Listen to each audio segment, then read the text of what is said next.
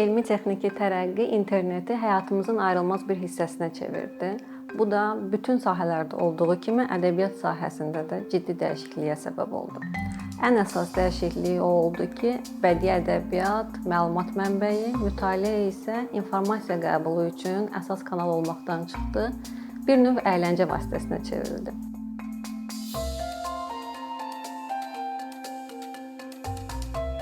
Bundan başqa gadjetlər həyatımıza girdi. Smartfonlar, book readerlər, tabletlər.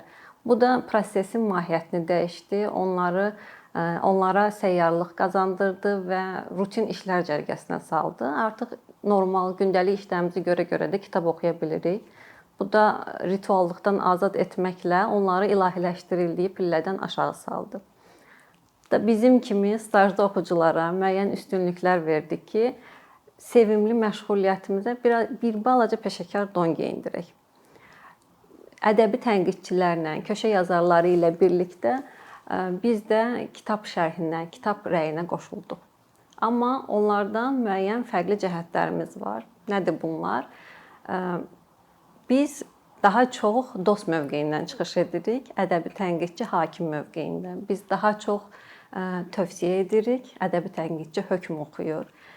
Tənqidçini ən yaxşı halda cavab məqaləsi ilə polemikaya cəlb etmək mümkündür, amma bizə hər reaksiya maraqlıdır və o qədər universal bir sahədir ki, istənilən peşə sahibi bu işlə məşğul ola bilər.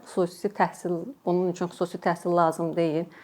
Tanıdığım həkimlər, hüquqşünaslar, vəkillər var ki, kitab bloqinqi ilə məşğul olurlar.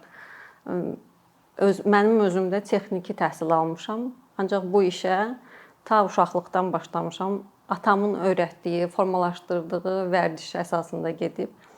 O mənə deyirdi ki, həmişə kitab oxuyanda yanında bir karandaşın, dəftərin olsun.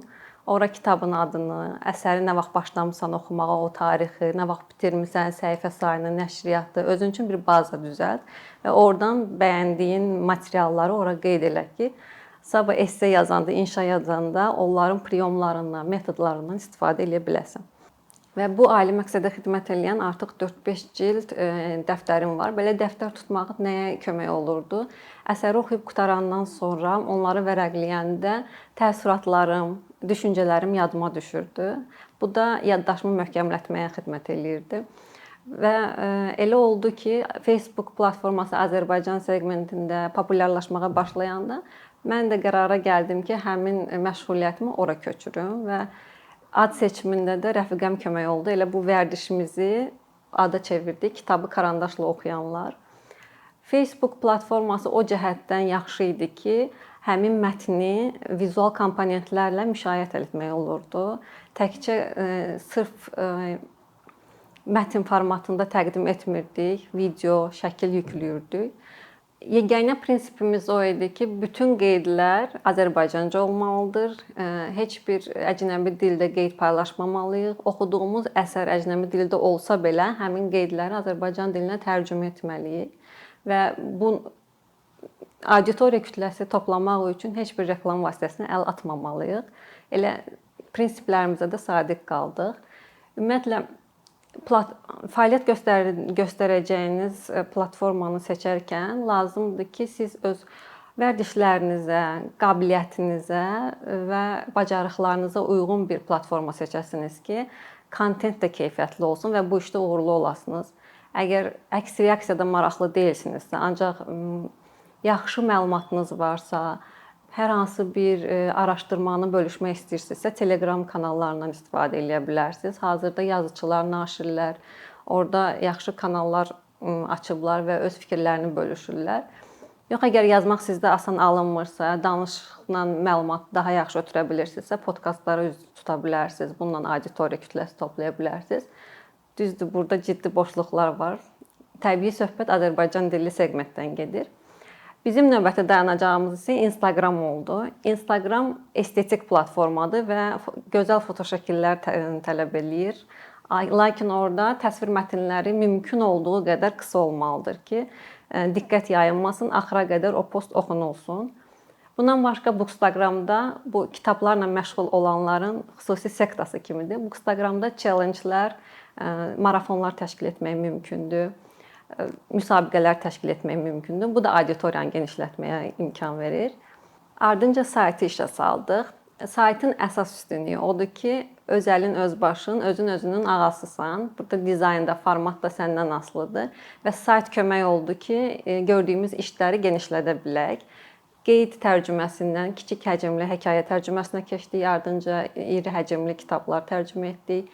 Özümüz kimi kitab blogerlərindən, gənc yazıçılardan, naşirlərdən, tərcüməçilərdən müsahibə aldıq və həmin müsahibələri sayta yerləşdirdik. Bundan başqa oxucular, hətta tənqidçilər arasında belə bir müzakirə, polemika mövzusu var ki, əsərin birinci cümləsi daha kəsərli olmalıdır, yoxsa sonuncu cümləsi. Bəziləri birinci hala üstünlük verir, bəziləri ikinci. Biz bu iki cəbhəni birləşdirmək qərarına gəldik və oxuduğumuz 400-ə yaxın əsərin ilk və son cümləsindən ibarət böyük bir baza formalaşdırdıq. Onu da sayta yerləşdirdik və həmin əsərlər əsasında çəkilən ekran işlərinin keçidlərindən ibarət böyük bir bazamız var və bu da əlçatandır, sayta yerləşdirilib. Hələlik növbəti dayanacağımız YouTube-dur.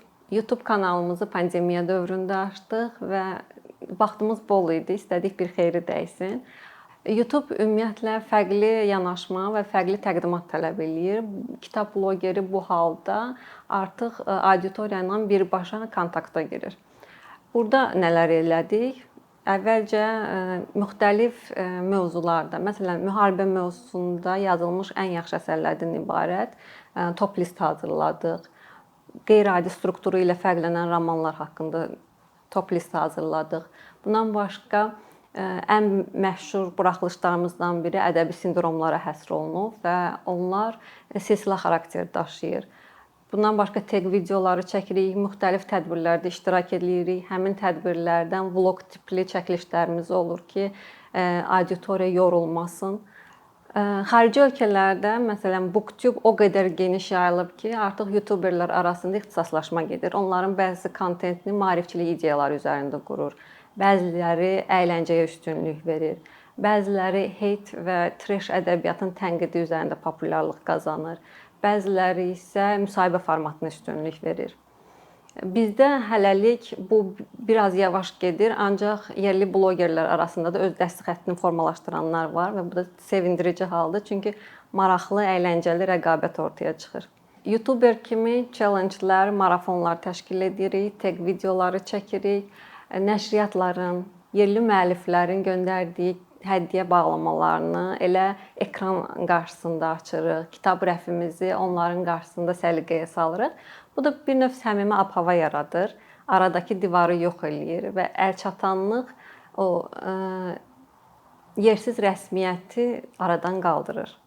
Ümumiyyətlə book blogging vaxt çatışmazlığından əziyyət çəkdiyimiz bir dövrdə virtual da olsa müzakirə aparmağa imkan yaradır.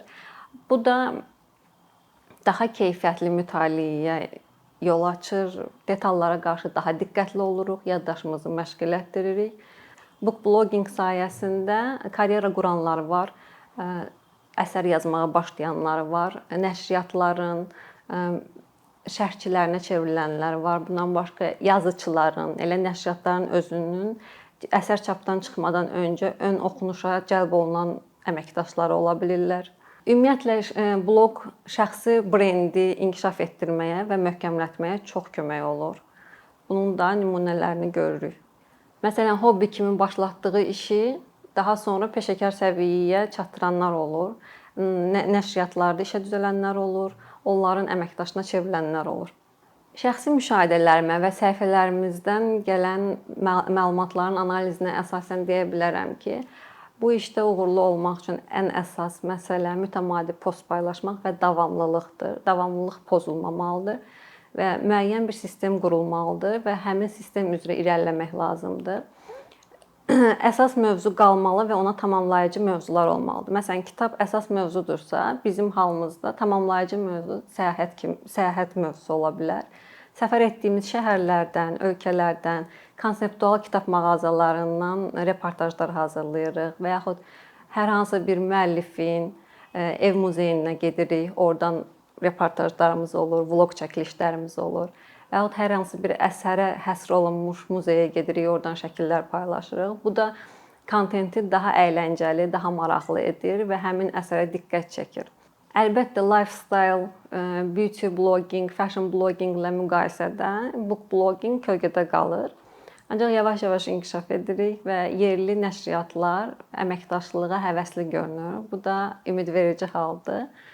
Çünki ədəbiyyata münasibət, ədəbiyyat sahəsinin özünə münasibət nə qədər dəyişsə də, bu dəyişikliyi müsbət istiqamətdə aparmaq lazımdır. Çünki ədəbiyyatın şəfaveverici gücünə inanıram.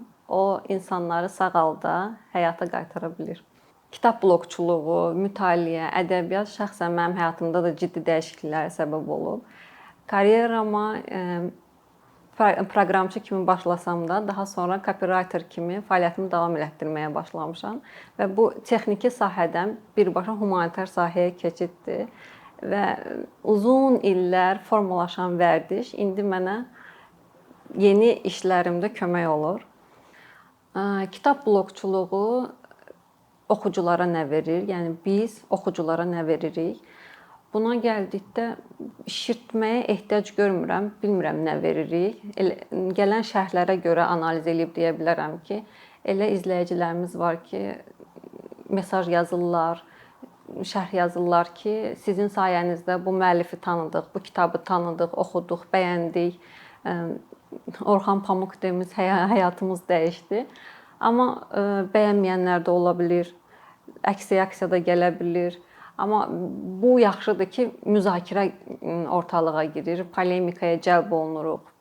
Bu detallar analiz olduqca, analiz edildikcə hamı fərqli tərəflərini də görür. Məsələn, götürsək ki, Kafkanın çevrilmə əsərini, əslində o həşərat mövzusu deyil, daha ciddi sosial problemlər yatan əsərdir.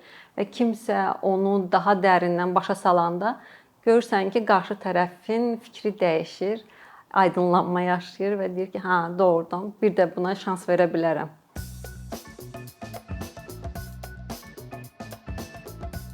Bir neçə ildir ki, əkinçi olaraq Azərbaycanlı izləyicilərin hər zaman faydalana biləcəyi keyfiyyətli və ən əsas ödənişsiz kontent hazırlamağa çalışırıq. İndiyədək təqdim etdiyimiz onlarla animasiya və yüzlərlə çəkilişlər tələbələrin, mütəxəssislərin, müəllimlərin və ümumiyyətlə yeni mövzulardan xəbərdar olmaq istəyən çox sayda insanın marağına səbəb olub. Bu illər ərzində hazırladığımız videolar təhsil, texnologiya, ictimai fəallıq, iqtisadiyyat, gender bərabərliyi, ətraf mühit, ifadə azadlığı, hüquq, demokratik inkişaf, mədəniyyət və digər mövzuları əhatə edib. Məqsədimiz çoxlu baxış gətirən deyil, çoxlu fayda gətirən videolar hazırlamaqdır. Amma bu, düşündüyümüz qədər asan deyilmiş. Gördüyümüz iş kifayət qədər resurs, əmək və təbii ki, davamlılıq tələb edir. Bu səbəbdən Patreon platformasından istifadəyə başladıq. Əkinçinin Patreon hesabının populyarlaşmasına çox böyük ümidlərimiz və gözləntilərimiz var. Bəziləriniz Patreon haqda ilk dəfə eşidirsiniz. Əslində, çox sadə izahı olan bir platformadır.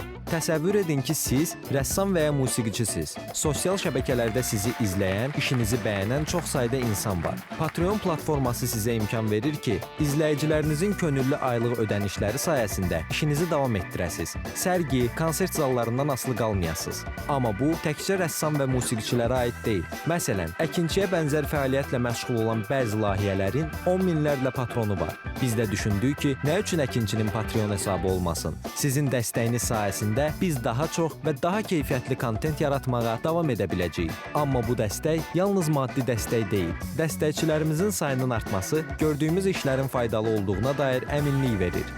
Patreon platformasından istifadə çox sadədir. Hesabınızı açırsınız, sizə uyğun dəstək növünü seçirsiniz və Patreon özü hər ayın ilk günü kartınızdan seçdiyiniz dəstək növünə uyğun ödəniş tutur. Bu qədər. Sonda onu demək istəyirik ki, dəstəkçilərin sırasına qoşulmaq istəyən, amma məhdud imkana görə bunu edə bilməyənlər narahat olmasın. Daha öncə dediyimiz kimi, bizim əsas məqsədimiz daha çox insanın hər zaman faydalana biləcəyi keyfiyyətli və ödənişsiz kontentin yaradılmasıdır. Bunun üçün mütləq patronumuz olmalısınız deyə məcburiyyət yoxdur. Amma imkanınız patron olmağa çatırsa və bizim işimizi bəyənirsinizsə, patronlarımızın sırasına qoşulmağınız bizim üçün çox önəmlidir.